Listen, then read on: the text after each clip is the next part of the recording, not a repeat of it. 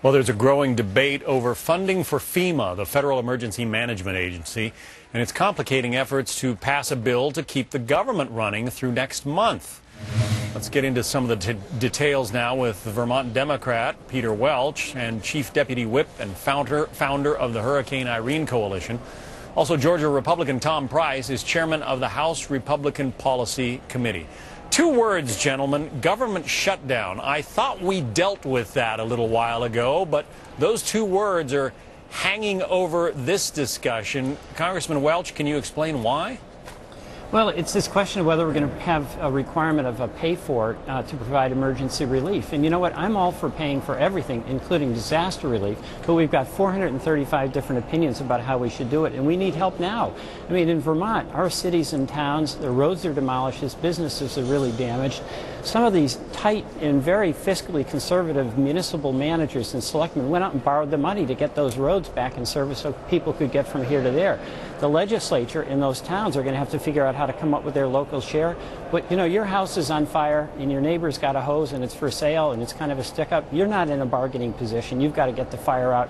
We've got to get the flood damage repaired. So we really need help now. We've been there for others in this country, and Vermont really needs the help. Yeah, Congressman Price, you're on the Ways and Means Committee, the Budget Committee as well.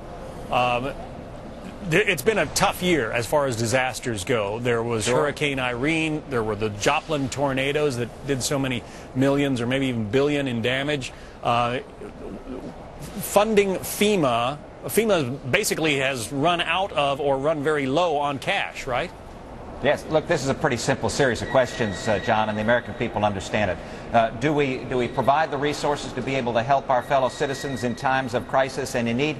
Absolutely. Should we pay for that with money that is provided for in the budget, or should we go borrow more money and pay for that? American people have spoken very loudly. You need to make certain that you pay for these things. That's the proposal that we have.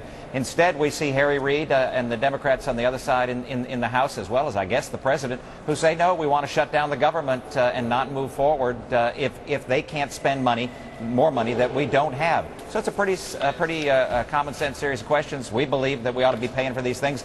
They don't.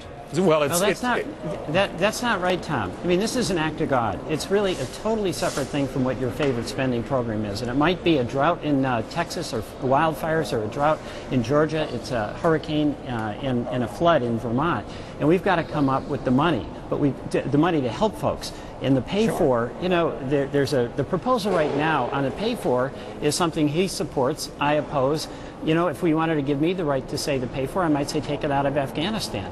But that's the point, that we cannot let the budget politics get in the way of making an act of Congress remedy an act of God. Congressman Welch, it boils down to as I understand it, and correct me if I'm wrong, the Republican proposal is to take the, $4.5 billion or so that you want to dump into FEMA. You want to take that from an energy department program to advance green energy cars. Do I have that right?